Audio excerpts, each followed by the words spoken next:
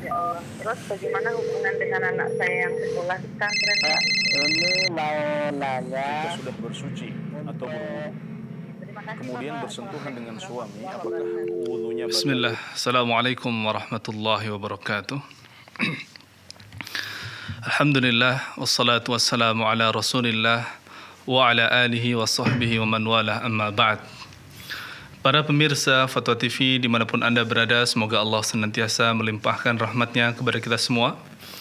Alhamdulillah, pada kesempatan kali ini kita dapat berjumpa kembali dalam program live interaktif Fatwa TV dengan tema fikih ibadah.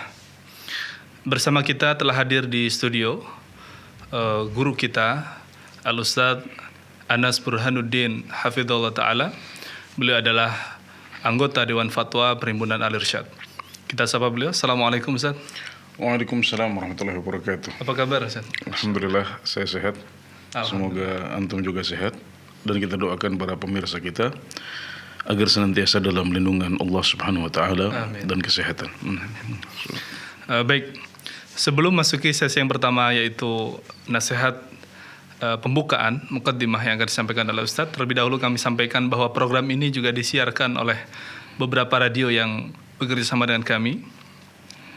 Di sana ada Radio Bin Bas Yogyakarta, Radio Sahabat Tegal, Radio MDFM Probolinggo, Radio Amuba Pangkal Pinang, Radio Sago FM Sumatera Barat, Radio Gema FM Bontang, Radio Al-Hikmah Banyuwangi, Radio Albina AM Bekasi, Radio Tuah FM Riau, dan Radio Dai Tengaran. Kami sampaikan terima kasih jazakumullahu khairan kepada radio-radio yang telah kami sebutkan membantu penyiaran program ini di berbagai daerah melalui siaran radio. Selanjutnya kami persilakan pada Ustaz untuk menyampaikan nasihat muqaddimah. Tafadhal Ustaz. Bismillahirrahmanirrahim. Ibadah yang paling sempurna adalah ibadah yang terkumpul padanya gerakan badan, gerakan mulut, dan gerakan hati. Ibnul Qayyim rahimahullah ta'ala menjelaskan bahwasanya ketika ada orang yang sholat, dia sujud dengan badannya, kemudian dia mengucapkan subhana rabbiyal a'la dengan mulutnya, tapi hatinya terbang entah kemana, maka sholat yang seperti ini tidak sempurna. Karena dia mengabaikan satu aspek penting dalam ibadah ini, yaitu amalan hati. Dan yang terbaik adalah ketika seseorang menggabungkan antara gerakan tubuh, gerakan mulut, dan amalan hati sekaligus. Jadi saat dia sujud misalnya, maka badannya bergerak dengan gerakan ruku', kaki-kakinya, tangan-tangannya, kemudian punggungnya, melakukan gerakan sebagaimana dicontohkan oleh Rasulullah SAW. Dan pada saat itu mulutnya bergerak mengucapkan subhana rabbiyal a'la, atau subhanakallahumma rabbana wa bihamdika allahumma ighfirli, atau zikir-zikir yang lain yang diajarkan oleh Rasulullah SAW. Tapi hendaknya saat itu hatinya juga bergerak, hatinya juga beramal, ya, dengan meresapi apa yang dia ucapkan, menghayati apa yang dia ucapkan. Saat dia mengucapkan subhana rabbiyal a'la, maka hatinya memuji Allah Subhanahu wa ta'ala, hatinya ingat kesucian Allah Subhanahu wa ta'ala, karena kandungan dari subhana rabbiyal a'la adalah maha suci Allah, maha suci Tuhanku yang maha tinggi. Maka dia ingat kesempurnaan Allah Subhanahu wa ta'ala, kesuciannya, dan bahwasanya Allah Subhanahu wa ta'ala maha tinggi, baik dalam zatnya maupun dalam kedudukan dan kemuliaannya. Nah, sholat seperti inilah yang merupakan sholat yang sempurna. Jadi badannya sujud, mulutnya qomat kamit dengan zikir, dan hatinya khusyuk. Hatinya khusyuk menghayati, dan dengan begitu insyaAllah dia akan bisa mendapatkan pahala sholat dengan sepenuh mungkin. Sebagaimana sabda Rasulullah SAW, "Laisa laka min sholatika illa ma aqalta minha." Kamu tidak dapat apa-apa dari sholatmu kecuali yang engkau resapi dan hayati. Jadi saat kita mengerjakan sholat atau haji atau umrah atau ibadah-ibadah yang lain, hendaknya kita tidak melupakan amalan hati selama kita menjalankan ibadah itu. Saat kita membaca Al-Fatihah, saat kita ruku', sujud, tasyahud, maka jangan biarkan salat kita berjalan begitu saja. Tapi hendaknya hati kita bergemuruh dengan khusyuk, hati kita bergemuruh dengan roja, dengan khauf, dengan berbagai amalan hati, karena itu adalah salah satu pintu pahala yang sangat penting yang tidak layak untuk kita sia-siakan dan kita lewatkan. Demikian sebagai pesan pembuka, semoga bermanfaat. Baik, jazakallah ya Ustaz. Demikianlah nasihat muqaddimah yang telah disampaikan oleh Ustaz. Semoga kita semua bisa mengambil pelajaran, manfaat dari apa yang telah beliau sampaikan. Selanjutnya kita masuki sesi interaktif. Kami persilahkan kepada para pemirsa di rumah dan juga para pendengar radio yang mengikuti program ini, silahkan menghubungi line interaktif kami untuk bertanya dan berkonsultasi secara langsung dalam masalah fikih ibadah. Di line interaktif kami 0331 544 6087. Baik, sudah ada beberapa pertanyaan yang masuk melalui media, Ustaz. Dari saudara Ade, Jawa Barat, Kabupaten Majalengka. Bismillah, afwan Ustaz, mau bertanya tentang tata cara berwudu. Yang pertama, apakah boleh saat membasuh kaki hanya dialiri atau dibilas dengan air saja sampai seluruh permukaan kulit basah terkena air? Atau harus ketika membilas itu disertai dengan diusap dengan tangan? Yang kedua, apakah berkumur-kumur termasuk hal yang wajib dilakukan dalam berwudu? Terima kasih, jazakumullah khairan. Iya. Saat kita membasuh anggota wudu kita, maka disyaratkan air mengenai seluruh anggota tubuh yang harus dibasuh. Kemudian juga harus ada buliran air yang mengalir pada anggota tersebut. Jadi saat kita membasuh anggota wudu kita, yaitu wajah, kemudian tangan sampai kedua siku, dan kaki sampai mata kaki, maka seluruh anggota ini harus terkenai oleh air. Dan harus ada buliran air yang mengalir pada ketiga anggota tersebut. Maka tidak cukup kalau hanya terkena air tapi tidak ada air yang mengalir pada anggota tersebut. Seperti yang dilakukan oleh orang yang berwudu dengan semprotan. Nah, kalau berwudu dengan semprotan maka tidak boleh hanya sekedar basah saja, tapi harus ada buliran air yang mengalir. Jadi semprotannya spraynya ditambahkan agak banyak sehingga ada air yang mengalir di anggota tubuh kita. Jadi itu yang dimaksud dengan ghusl menurut para fuqaha. Jadi minimal air harus mengenai anggota tubuh yang harus dibasuh, kemudian ada buliran air yang mengalir di sana meskipun hanya setetes ya. Jadi ada aliran air yang terjadi di situ. Tidak hanya percikan saja atau tidak hanya diusap sebagaimana kita mengusap kepala kita. Jadi itu adalah sifat ghusl ya, sifat membasuh yang minimalis. Sudah sah, tapi lebih sempurna lagi kalau dilakukan tadlik, yaitu diusap dengan tangan kita di sela-sela ya. Dan tadlik atau memijat anggota wudu ini diwajibkan oleh Imam Malik, tapi sebagian besar ulama tidak mewajibkannya.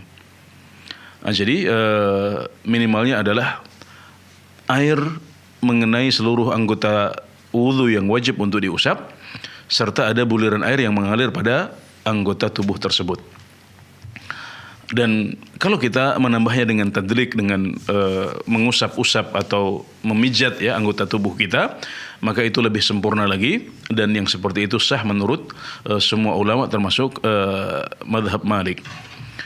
Kemudian tentang yang berikutnya, berkumur-kumur, yaitu berkumur-kumur atau madmadhah ya, ini menurut sebagian besar ulama hukumnya adalah sunnah. Tapi menurut sebagian ulama lagi madmadhah adalah wajib. Berkumur adalah wajib. Kenapa? Karena berkumur ini termasuk dalam keumuman firman Allah Subhanahu wa taala, "Faghsilu wujuhakum wa aydiyakum ilal marafiq." Ya ayyuhalladzina amanu idza qumtum ila shalah faghsilu wujuhakum. Wahai orang-orang yang beriman, jika kalian bangun untuk salat, jika kalian hendak salat, maka basuhlah wajah-wajah kalian.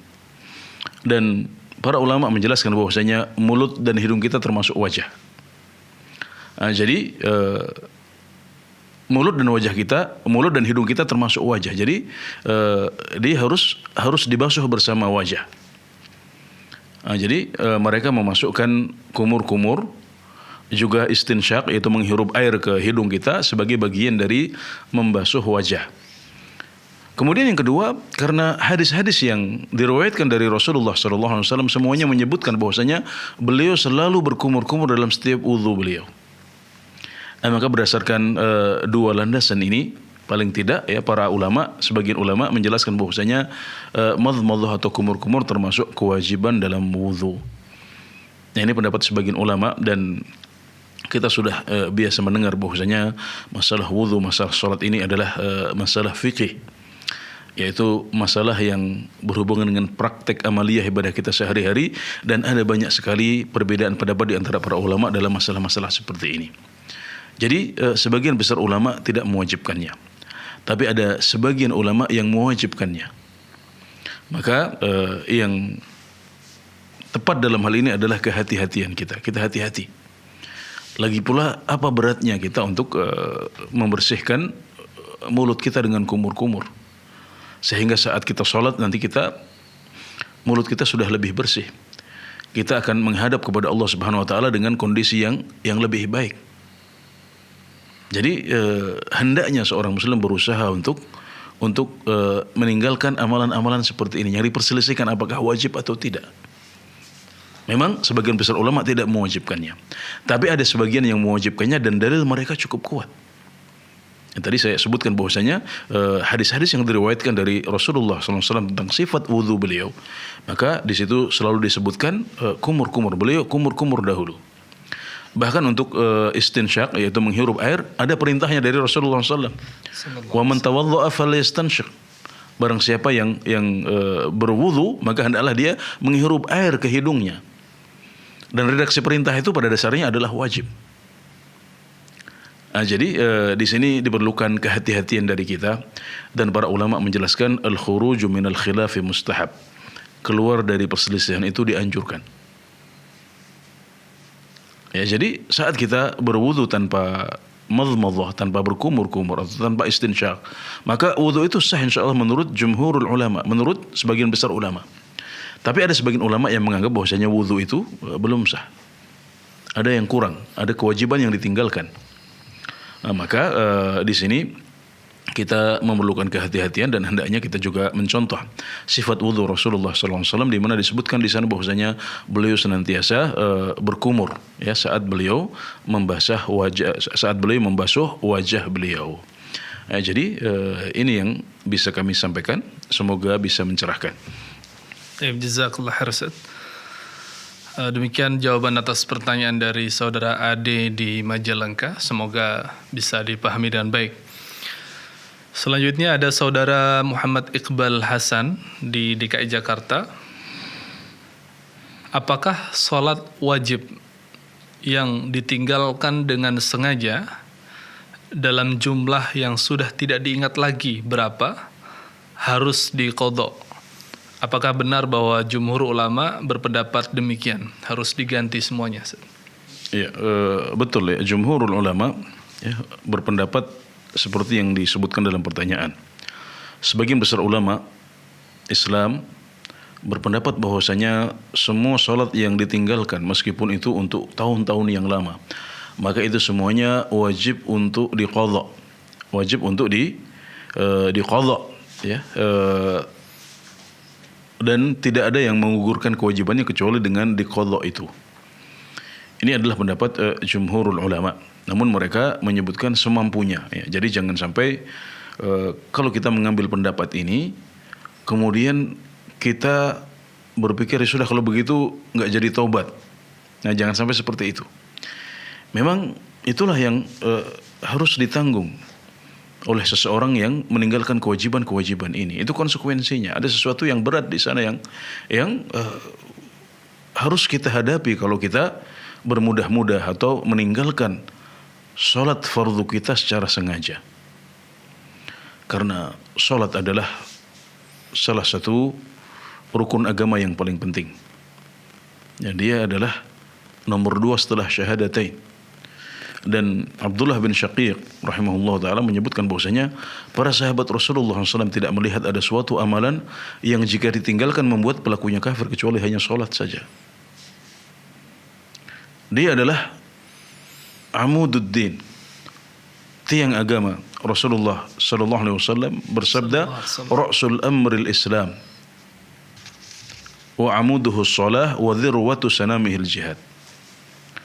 Pokok dari Islam adalah syahadatain. Jadi Ra'sul amr al-Islam di sini artinya adalah pokoknya Islam, kepalanya Islam adalah syahadatain. Al-amr di sini artinya adalah agama Islam, sementara al-Islam sendiri artinya adalah syahadatain, seperti disebutkan dalam riwayat yang lain. Wa amuduhu shalah, dan tiangnya adalah salat. Sedangkan puncaknya adalah jihad di jalan Allah Subhanahu wa taala. Jadi Islam disebut sebagai tiang. Tiang dalam sebuah bangunan itu sangat penting. Kalau dia runtuh maka bangunan bisa runtuh semuanya. Ya, jadi sebagian besar ulama memang berpendapat bahwasanya salat yang ditinggalkan dengan sengaja maka itu wajib diqadha meskipun kita meninggalkan sholat tersebut untuk tahun-tahun yang panjang, tahun-tahun yang lama. Namun mereka menjelaskan bahwasanya kewajiban itu adalah sesuai dengan kemampuan, semampunya. Jadi terus diqadha, ya kalau setiap hari bisa mengqadha 5 sholat atau 10 sholat dari sholat-sholat yang pernah kita tinggalkan, maka lakukan semampunya. Lakukan semampunya. Jadi betul bahwasanya jumhurul ulama, ya sebagian besar ulama berpendapat seperti itu, namun itu juga dibatasi dengan kemampuan kita. Sedangkan sebagian ulama yang lain berpendapat bahwasanya orang yang meninggalkan sholat ya dengan sengaja untuk tahun-tahun yang lama, untuk waktu yang lama, maka cukup baginya bertobat kepada Allah Subhanahu wa taala. Dengan dasar ini ya, jadi para ulama yang memiliki pendapat yang lain ini, mereka berpendapat bahwasanya meninggalkan sholat itu kafir. Dengan dasar sabda Rasulullah sallallahu alaihi wasallam, "Faman tarakaha faqad kafar. Al-ahdu alladhi bainana wa bainahumus shalah, faman tarakaha faqad kafar." Perjanjian antara kami dengan orang-orang musyrikin adalah salat. Maka barang siapa yang meninggalkannya maka dia telah kafir. Ini bukan penjelasan para ulama, tapi ini adalah langsung sabda Rasulullah sallallahu alaihi wasallam. Jadi berdasarkan hal itu maka orang yang meninggalkan salat dengan sengaja, maka dia seperti orang yang memilih untuk keluar dari Islam. Seperti orang yang murtad. Ketika dia kembali masuk Islam maka cukup baginya taubat kepada Allah Subhanahu wa taala. Dan taubat itu menghapuskan semua dosanya yang telah lalu. Nah, jadi ini sebenarnya titik perbedaannya seperti itu. Bagi para ulama yang memilih pendapat kedua ini, meninggalkan sholat itu kafir. Maka orang yang meninggalkannya dengan sengaja, maka dia tidak perlu lagi untuk mengqadha'nya. Nah, sementara jumhur ulama berpendapat bahwasanya meninggalkan sholat itu tidak kafir. Maka mereka berpendapat bahwasanya orang yang meninggalkannya secara sengaja, maka dia wajib untuk mengqadha'nya, meskipun untuk tahun-tahun yang panjang. Jadi ini adalah dua pendapat ulama dalam masalah ini, ya, dan menurut para ulama yang memilih pendapat yang kedua ini, maka dianjurkan bagi mereka yang meninggalkan sholat untuk waktu yang lama untuk memperbanyak sholat sunnah. Ya, sholat sunnah itu diharapkan bisa menambah beratnya timbangan amalan kebaikan dia di sisi Allah Subhanahu wa taala dan menggugurkan kesalahan-kesalahan yang telah lalu.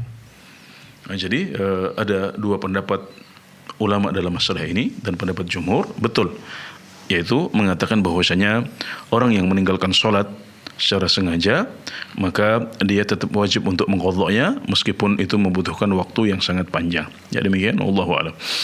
Jazakallah khairan. Demikian jawaban atas pertanyaan dari Muhammad Iqbal Hasan di Jakarta. Semoga bisa dipahami dengan baik.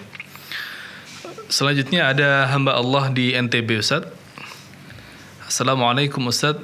Waalaikumsalam warahmatullahi Ada yang ingin saya tanyakan, apakah sah seorang muslim memegang mushaf Al-Quran tanpa berwudu? Kata guru saya, iya, sah. Walaupun Al-Quran yang ada terjemahannya bisa dipegang walaupun dalam keadaan tidak berwudu. Wassalamualaikum warahmatullahi wabarakatuh. Gitu ya, mungkin redaksi pertanyaannya yang tepat adalah boleh atau tidak ya. Jadi beda antara boleh atau tidak dengan sah atau tidak ya. Jadi mungkin maksudnya boleh atau tidak ya, dan kita mengetahui ada perbedaan pendapat di antara para ulama dalam masalah ini. Yang pertama, pendapat yang mengatakan bahwasanya untuk memegang mushaf tidak disyaratkan harus suci. Jadi menurut pendapat ini boleh bagi kita untuk memegang mushaf meskipun kita dalam keadaan tidak suci, dalam keadaan belum berwudu misalnya. Dan mereka mendasari pendapat itu pada penafsiran firman Allah Subhanahu wa taala, la yamassuhu illal mutahharun, ya, tidaklah ada yang memegangnya kecuali orang-orang yang suci. Mereka memahami bahwasanya ini adalah para malaikat. Maksudnya adalah para malaikat. Ini berbicara tentang Al-Quran di Lauhul Mahfuz yang tidak dipegang kecuali oleh para malaikat yang mutahharun, yaitu yang suci. Dan mereka melemahkan hadis la yamassul Qur'ana illa tahir. Tidak ada yang memegang mushaf kecuali orang-orang yang suci. Jadi apa yang disampaikan oleh guru Anda dalam pertanyaan, sebagaimana disebutkan dalam pertanyaan, adalah salah satu pendapat ulama. Salah satu pendapat ulama, yaitu bahwasanya untuk memegang mushaf tidak disyaratkan harus suci. Dan ada pendapat yang kedua dalam masalah ini, dan ini insyaallah pendapat yang lebih kuat, yaitu pendapat yang mengatakan bahwasanya untuk memegang mushaf disyaratkan kita harus dalam kondisi suci. Ya, kalau wudu Anda batal, Anda harus wudu dahulu. Dan dasarnya adalah sabda Rasulullah sallallahu alaihi wasallam, la yamassul Qur'ana illa tahir. Tidak boleh ada yang memegang mushaf kecuali orang yang suci. Nah, jadi hadis ini adalah pokok dalil dalam masalah ini. Pokok dalilnya bukan Al-Qur'an. Pokok dalilnya adalah hadis Rasulullah sallallahu alaihi wasallam, la yamassul Qur'ana illa tahir. Tidak ada yang boleh memegang mushaf kecuali orang yang suci.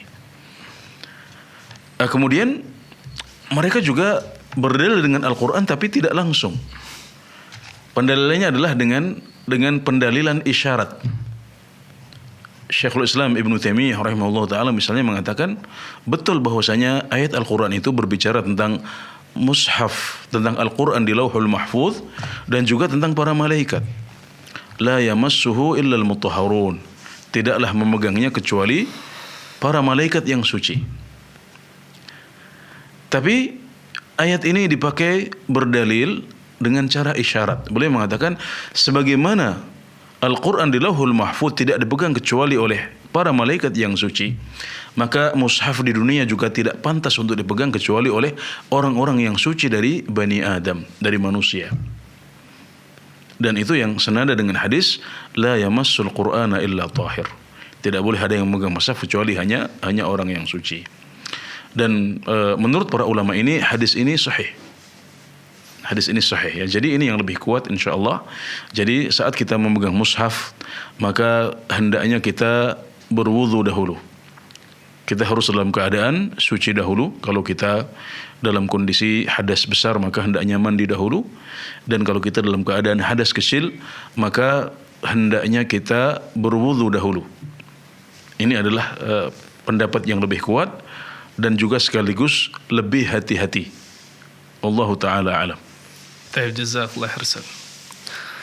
Sudah ada panggilan yang menunggu, kami persilahkan. Assalamualaikum. Waalaikumsalam warahmatullahi wabarakatuh. Ya, dengan siapa di mana Bapak? Keadaan dari Cianjur. Baik Pak Kadan, silahkan. Ya. Assalamualaikum Ustaz. Waalaikumsalam warahmatullahi wabarakatuh. Barakallahu fikum. Begini Pak Ustaz, Yang pertama saya menanyakan yang Rabu kemarin yang 3 kul itu Ustaz, katanya dibayarkan Ustaz. Jadi kalau sudah ketemu mohon dijelaskan, jadi apakah ada dalil khusus yang membedakan antara sholat maghrib subuh dan sholat yang siang? Apakah itu dalilnya khusus ataupun itu hanya kiasan kepada dzikir pagi dan petang Ustaz? Terus, Oke, siap. lagi Ustaz, Ya. pertanyaan yang sekarang ini begini Ustaz. Kan kalau saya berjamaah itu imamnya kalau misalkan sholatnya yang bacaannya sir seperti rakaat ketiga dan keempat ataupun sholat siang Ustaz. Jadi imamnya itu kadang-kadang cepat sehingga saya itu dengan bacaan yang minimalis pun tidak selesai Fatihah saya Ustaz. Iya. Jadi apakah harus tetap memperhatikan bacaannya dengan konsekuensi tidak tamat Fatihah ataupun harus cepat mengejar harus tamat tapi bacaannya jadi salah Ustaz. Terus yang kedua juga kalau misalnya sholat tarawih itu kan sholat jahar sholatnya Ustaz.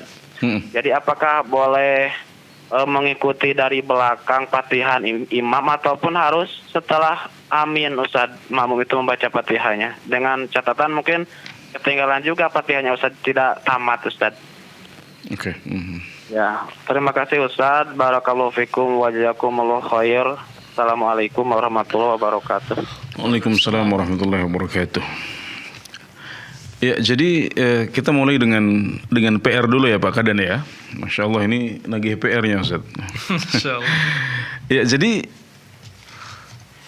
pertanyaan dari Pak Kadan ini menunjukkan keuntungan yang kita dapatkan kalau kita merujuk kitab-kitab yang memperhatikan sahih tidaknya suatu hadis, sahih tidaknya suatu dalil.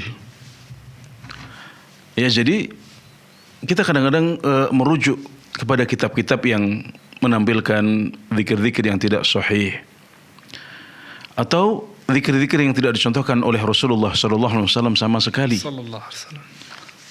Sehingga kadang-kadang kita jatuh dalam kesalahan. Ya, ada zikir yang tidak hanya lemah tapi maknanya salah.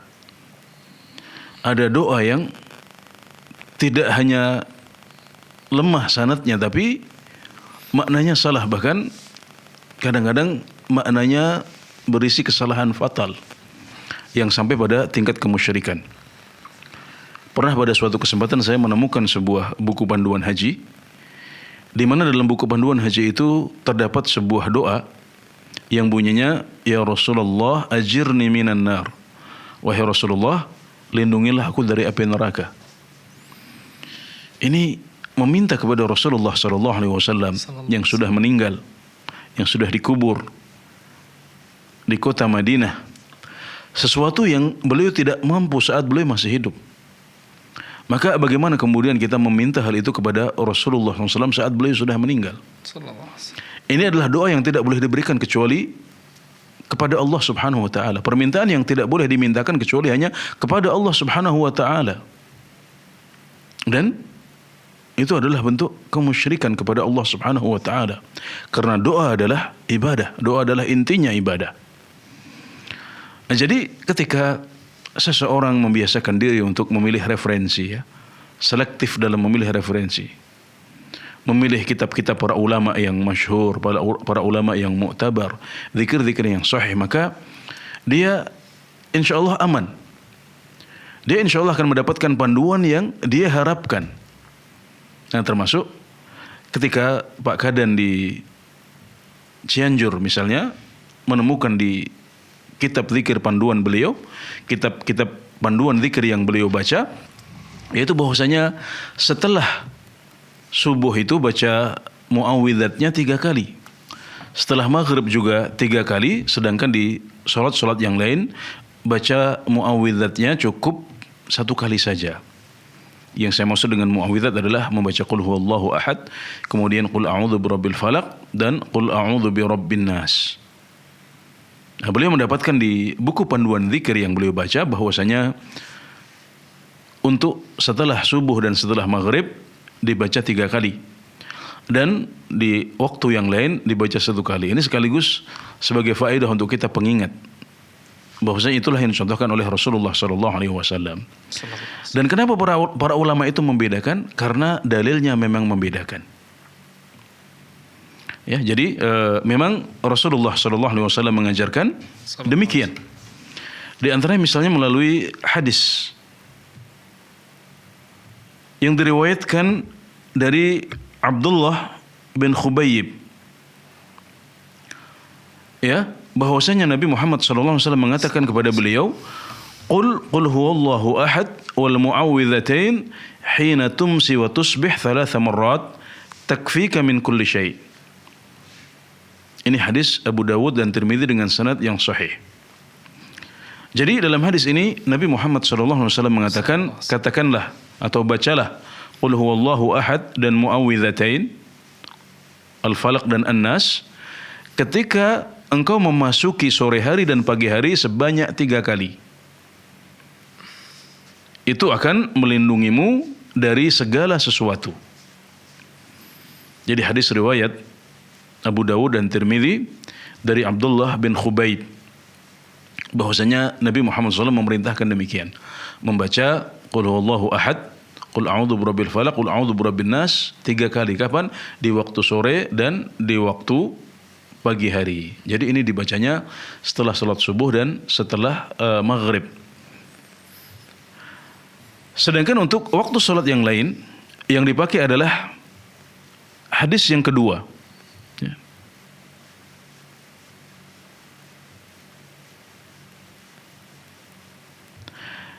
Hadis yang kedua yaitu hadis Uqbah bin Amir radhiyallahu anhu qala amarani Rasulullah sallallahu alaihi wasallam an aqra'a bil muawwidzat fi duburi kulli shalah.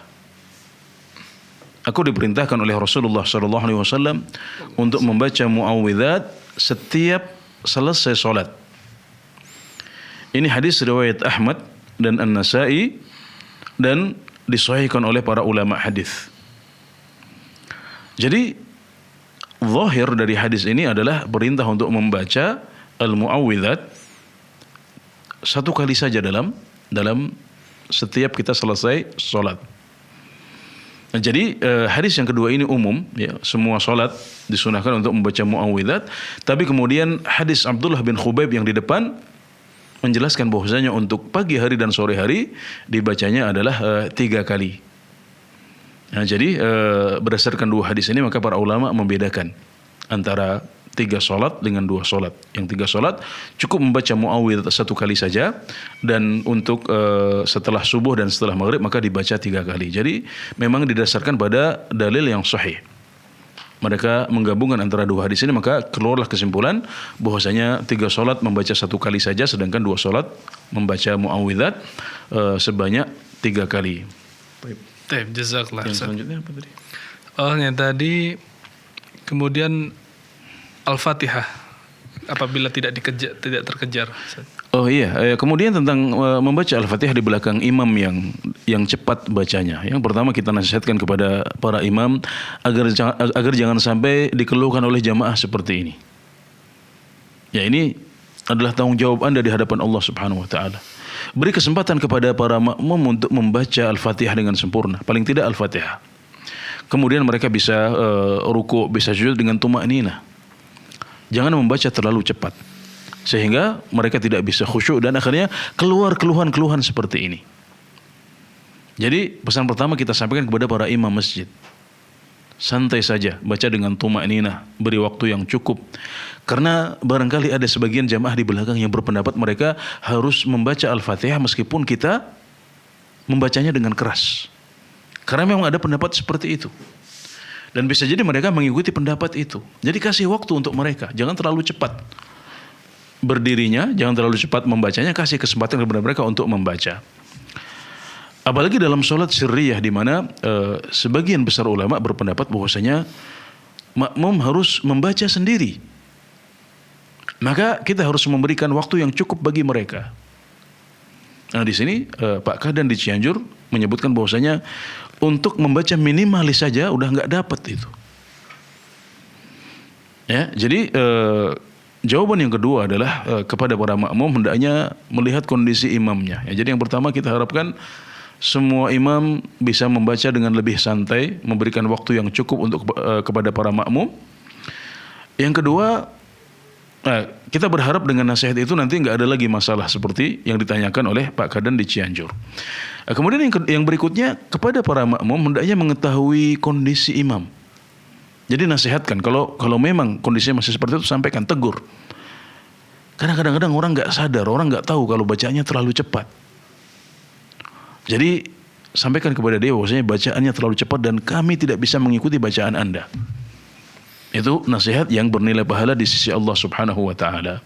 Dan kalau kita sudah nasihati tapi masih ngeyel ya seperti itu, maka kita harus mengetahui kalau si fulan menjadi imam, maka kita harus membaca dengan minimalis ya. Kita membacanya dengan lebih cepat tanpa harus mengorbankan bacaan yang benar ya. Tapi juga tidak terlalu panjang. Jadi agak cepat ya. Begitu kita takbir, kita langsung masuk ke dalam bacaan Al-Fatihah, karena yang wajib adalah Al-Fatihah saja. Dan kalau seandainya kemudian imam sudah ruku saat kita belum selesai bacaan, kalau memang sekiranya kita masih bisa mengejar sedikit lagi, mungkin tertinggal satu ayat yang bisa kita selesaikan, kemudian kita ruku bersama imam, maka lakukan itu, selesaikan dahulu Al-Fatihahnya baru kemudian kita ruku. Tapi kalau seandainya imam memang terlalu cepat, sangat cepat, dan kita tidak bisa mengejarnya kalau kita menyelesaikan Al-Fatihah, maka dia akan segera bangun dari rukuknya. Maka dalam kondisi seperti itu langsung ruku saja dan sholat Anda sah insyaallah. Karena ada sebagian ulama seperti Abu Hanifah dan Malik bin Anas yang berpendapat bahwasanya tidak wajib untuk membaca Al-Fatihah di belakang imam secara mutlak dalam sholat sirriyah sekaligus, dalam sholat sirriyah sekalipun, dalam sholat yang tidak dikeraskan sekalipun tidak wajib untuk membaca imam, dan bacaan imam cukup sebagai bacaan dari makmum. Ya, kemudian karena Anda tidak mampu ya, jadi Anda ingin untuk membaca Al-Fatihah tapi imam tidak memberikan kesempatan, maka sholat Anda sah insyaallah. Ya.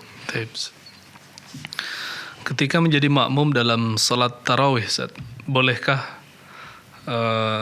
dalam pertanyaan disebutkan Pak Kadan tadi, bolehkah membaca Al-Fatihah sebelum amin dalam Al-Fatihah? Iya, kalau saya yang ditanya seperti ini, maka sholat tarawih adalah sholat yang dibaca dengan keras. Maka yang lebih kuat adalah pendapat yang mengatakan dalam sholat jahriyah kita cukup memperhatikan bacaan imam. Kita menyimak saja, nanti imam akan membaca surat itu, dan yang terbaik adalah kita diam di belakang imam menyimak dengan khusyuk.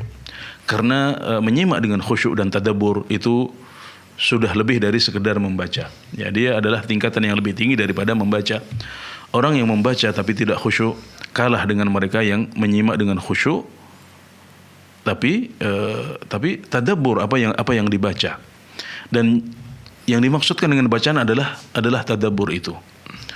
Dan Nabi Muhammad SAW bersabda, "Man shalla khalfal imam fa qira'atul imami lahu qira'ah." Barang siapa yang salat di belakang imam, maka bacaan imam adalah bacaan bagi dia. Maka ini yang terbaik insyaallah ya. Jadi lebih baik fokus dengan bacaan imam saja, sehingga konsentrasi kita juga tidak terbagi kemana-mana. So, saya harus baca sebelum imam selesai, atau nanti setelah imam selesai saya akan membaca. Ini malah membuat konsentrasi kita buyar dan terpisah kemana-mana atau terpecah kemana-mana. Jadi yang terbaik adalah Anda fokus saja untuk kemudian nanti menyimak bacaan Al-Fatihah imam, juga bacaan setelah Al-Fatihah, karena imam akan membaca surat-surat ini dengan keras. Jadi bacaan dia cukup untuk makmum. Jazakallah khairan. Demikian jawaban atas pertanyaan, beberapa pertanyaan dari Bapak Kadan di Cianjur. Semoga bisa dipahami dengan baik. Baik, kami persilahkan pada penelpon yang telah terhubung bersama kami. Assalamualaikum. Waalaikumsalam warahmatullahi wabarakatuh. Ya, dengan siapa di mana Ibu? Sama Ibu Ida dari Palembang. Ya, silahkan Ibu. Ya, Assalamualaikum Pak Ustadz. Waalaikumsalam warahmatullahi wabarakatuh. Begini Pak Ustadz, setiap saya sholat itu Pak Ustadz, apa sholat sunnah, apa sholat wajib, apa saya sudah selesai sholat, mulai selesai zikir, keburinya sekali itu, belakangnya itu saya itu mengucapkan kalimat syahadat itu Pak Ustadz. Pikiran saya itu begini Pak Ustadz, kalau saya meninggal hari ini, kalau saya tidak bisa lagi mengucapkan, saya habis sholat tadi saya sudah mengucapkan, apa bolehkah begitu ya Pak Ustadz? Iya. Ya, ini satu lagi ya Pak Ustadz. Iya.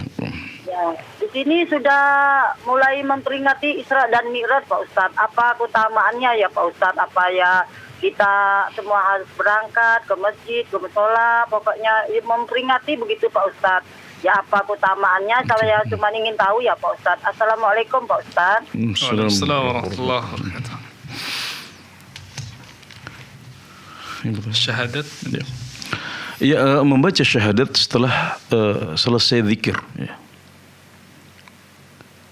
Tentunya syahadat adalah kalimat yang baik.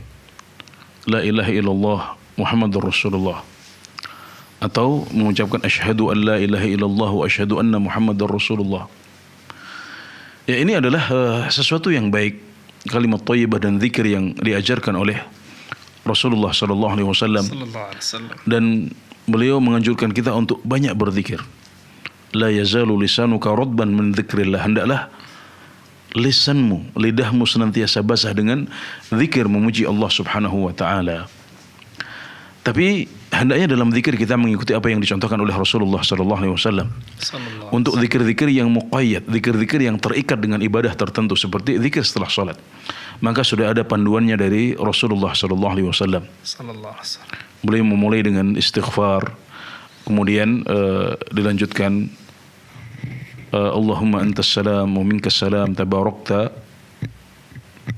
rabbana Allahumma antas salam wa minkas salam tabarakta ya dzal jalali wal ikram, ya, dan zikir-zikir yang lain, subhanallah 33 kali, alhamdulillah 33 kali, Allahu akbar 33 kali, diakhiri dengan la ilaha illallah, ya, dan beberapa zikir yang lain yang dicontohkan oleh Rasulullah sallallahu alaihi wasallam, maka itu adalah yang terbaik.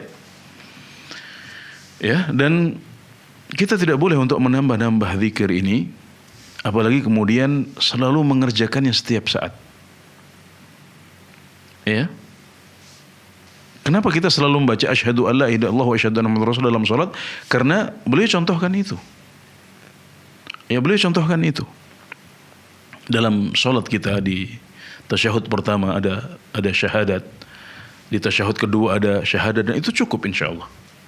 Kalau seandainya Allah Subhanahu wa taala mencabut kita beberapa menit setelah kita salat, maka kita baru saja bersyahadat 2 kali. Ya, jadi tidak perlu kita menambahkan zikir yang tidak dicontohkan oleh Rasulullah sallallahu alaihi wasallam. Ya, dalam salat kita setelah zikir yang kita lakukan ba'da salat.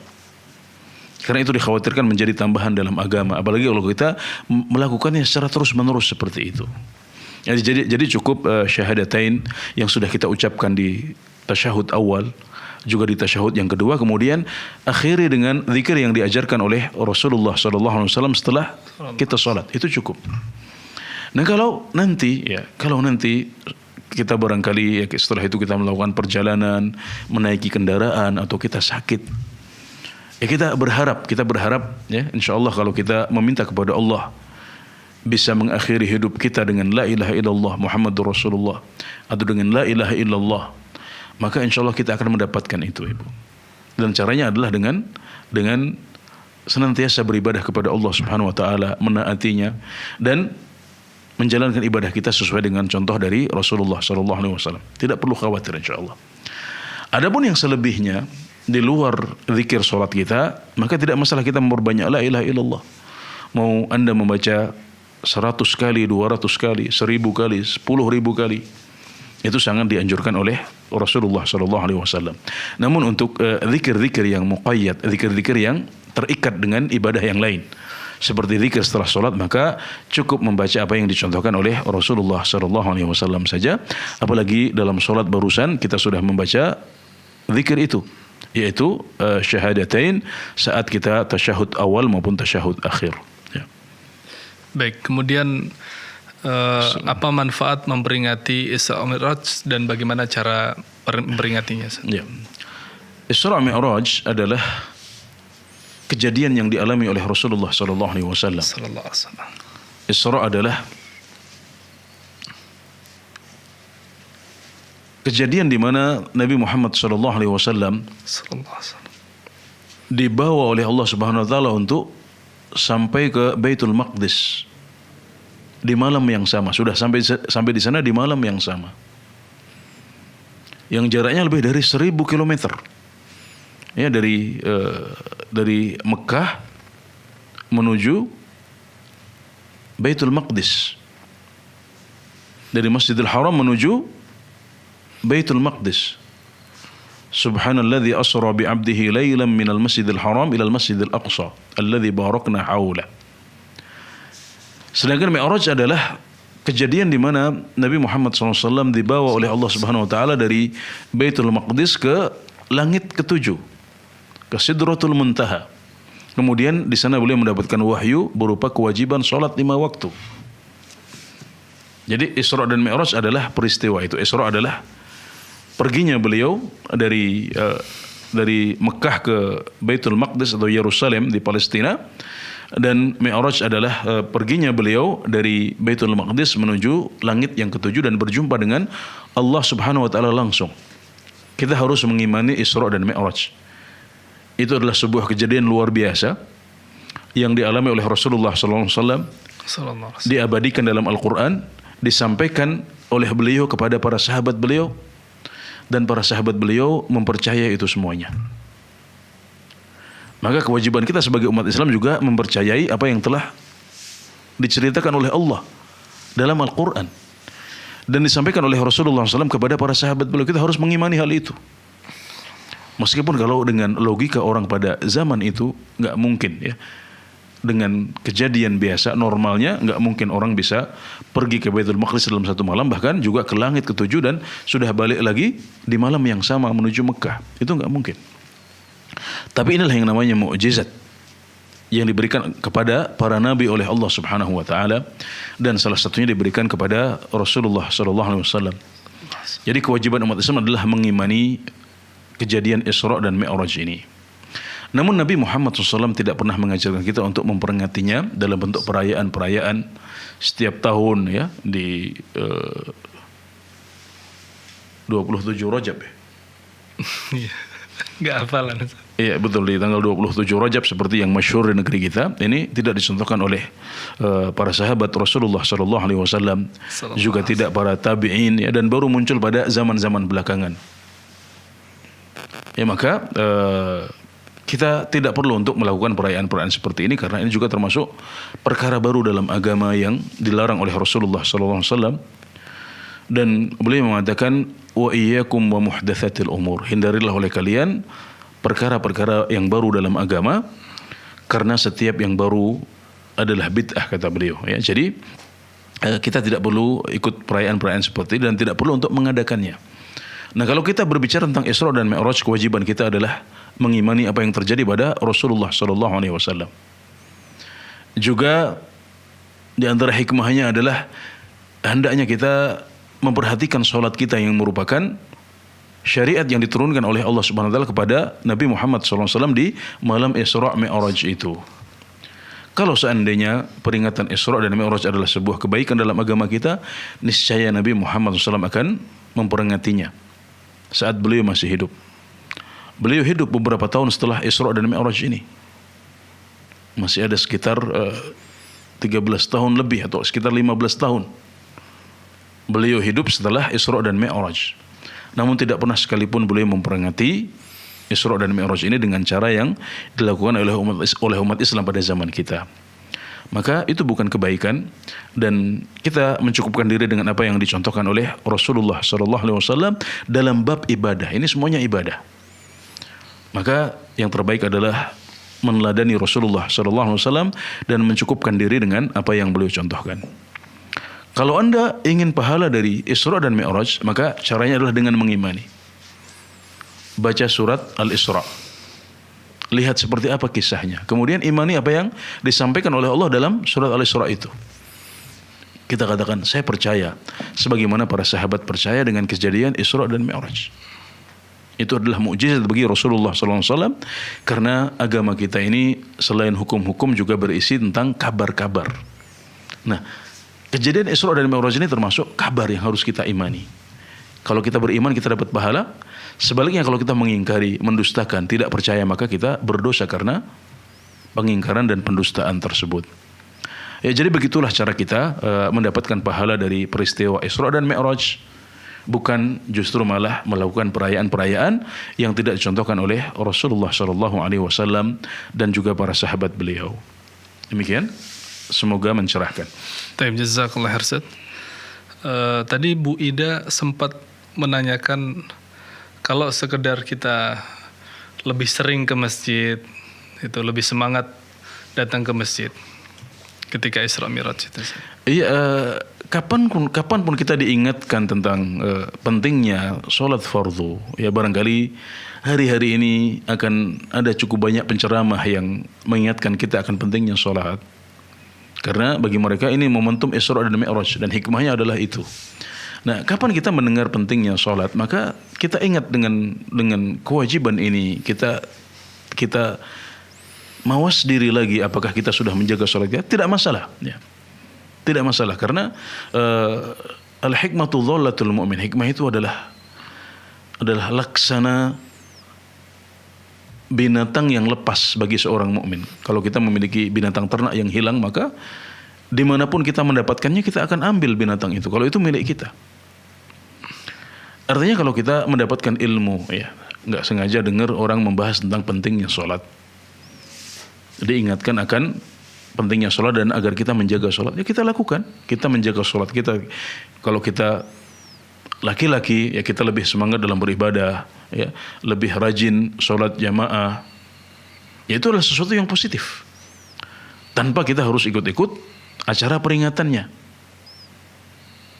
Ya, dan kalau ibu adalah seorang wanita, maka cara mengambil hikmahnya adalah dengan memperbanyak sholat, ya, menjaga sholat fardu, memperbanyak sholat sunnah, dan tidak harus ke masjid, karena yang terbaik bagi wanita adalah sholat di rumah, sholat di tempat yang tertutup. Meskipun boleh juga untuk sesekali pergi ke masjid, nggak ada masalah, silahkan.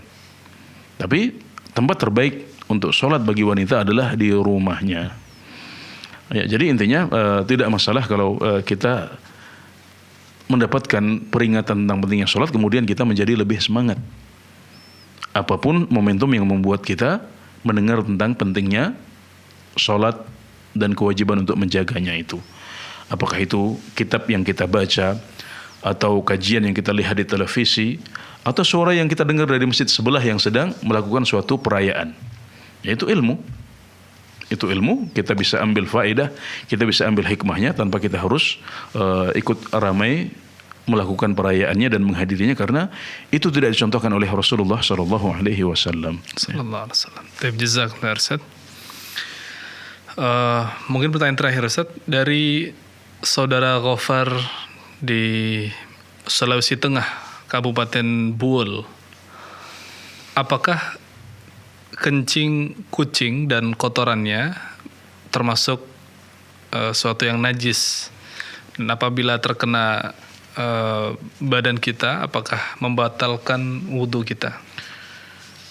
Ya, jadi sebagian besar ulama, ya, jumhurul ulama berpendapat bahwasanya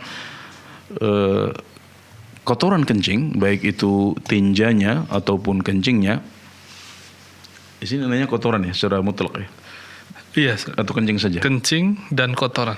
Iya, kencing dan kotoran. Ya. Sebagian besar ulama berpendapat bahwasanya air kencing kucing dan kotoran kucing adalah najis. Ya, ini pendapat jumhurul ulama. Karena menurut sebagian mereka, kotoran binatang semuanya najis. Dan sebagian lagi berpendapat bahwasanya kencing ini, bahwasanya kucing ini berbeda dengan kambing, sapi atau unta atau ayam. Karena kambing, sapi, unta, ayam ini dagingnya dimakan, maka kencingnya suci, kotorannya juga suci. Sementara kucing tidak dimakan. Jadi menurut mereka ada dua cara pendalilan. Yang pertama, karena itu kotoran binatang, maka dia adalah najis. Cara pendalilan yang kedua, karena dia adalah binatang yang tidak dimakan, maka kotorannya najis. Jangan disamakan dengan ayam, kambing, sapi atau unta. Nah, jadi dia lebih mirip dengan anjing atau babi atau binatang buas. Nah, jadi menurut sebagian besar ulama, air kencing dan kotoran kucing adalah najis. Tapi ada sebagian ulama seperti Imam Al-Bukhari rahimahullah ta'ala yang berpendapat bahwasanya air kencing kucing tidak najis. Karena kucing adalah binatang yang senantiasa berada di sekeliling kita. Maka Nabi Muhammad SAW mengatakan, innaha minat tawafina alaikum wat tawafat. Kucing adalah binatang yang sering berada di sekitar kita, yang selalu mengelilingi kita. Maka para ulama ini berpendapat bahwasanya air kencing kucing tidak najis dan kita diberikan rukhsah dalam hal itu. Jadi ini peta perbedaan pendapat di antara para ulama seperti itu. Dan yang lebih kuat Allahu a'lam adalah pendapat jumhurul ulama, pendapat para ulama, sebagian besar ulama yang mengatakan bahwasanya kotoran kucing atau kencingnya adalah najis. Pertanyaan yang kedua, apakah itu membatalkan wudhu kita? Nah, ini yang harus kita luruskan. Jadi terkena najis itu tidak membatalkan wudhu kita. Yang membatalkan wudhu kita adalah nawaqidul wudhu, pembatal wudhu seperti tidur, kemudian tidak sadar, ya, pingsan atau gila, kemudian kencing, kentut, buang air besar, kemudian makan daging unta. Menurut sebagian ulama ini adalah yang disebut sebagai pembatal wudhu. Sedangkan terkena najis bukan termasuk pembatal wudhu. Apa bedanya wudhu batal dengan kena najis? Kalau wudhu batal karena tidur atau karena kentut, maka kita wajib untuk berwudhu. Kita wajib untuk mengangkat hadas. Jadi kita disebut berhadas saat wudhu kita batal, dan cara bersucinya adalah dengan raf'ul hadas, mengangkat hadas kita. Caranya dengan berwudhu. Sedangkan saat kita terkena najis, maka kewajiban kita adalah izalatun najasah, menghilangkan najisnya, bukan menghilangkan hadas. Jadi najis itu air kencing kucing atau kotoran kucing itu disebut sebagai najis, bukan hadas. Jadi najis ini tidak membatalkan wudhu, tapi kita wajib untuk membersihkan badan kita atau pakaian kita yang terkena kencing kucing atau kotoran kucing. Jadi yang kita lakukan adalah izalatun najasah, menghilangkan najis. Kita tidak wajib untuk menghilangkan hadas karena kencing kucing atau kotorannya bukan hadas, tapi dia adalah najis. Maka taharah yang kita lakukan adalah bersuci dari najis atau menghilangkan najis, bukan menghilangkan hadas. Ya. Jadi sekali lagi ringkasnya kencing kucing atau kotorannya adalah najis menurut sebagian besar ulama. Kemudian terkena najis ini tidak membatalkan wudhu. Maka kita tidak perlu wudhu kalau terkena air kencing kucing. Cukup kita menghilangkan kotoran yang mengenai badan kita atau pakaian kita, yaitu dengan air, ya, atau yang lain, sehingga zat najis ini akhirnya benar-benar hilang. Cukup seperti itu saja, dan kita tidak perlu wudhu karena terkena najis tidak membatalkan wudhu. Taib, jazakallah khairan. Dan tidak terasa kita sudah sampai di akhir acara. Alhamdulillah. Ya. Baik, demikian para pemirsa Fatwa TV dan para pendengar radio sekalian, acara live interaktif pada kesempatan kali ini, dan kami mohon pamit undur diri. Subhanakallahumma bihamdika asyhadu an la ilaha illa anta astaghfiruka wa atubu ilaik. Wa sallallahu ala nabiyyina Muhammad wa ala alihi wa sahbihi wasallam. Wassalamualaikum warahmatullahi wabarakatuh. Ya Allah. Terus bagaimana hubungan dengan anak saya yang sekolah di pesantren, Pak? Ini mau nanya. Kita sudah bersuci atau berwudu, Terima kasih, kemudian Bapak. bersentuhan dengan suami.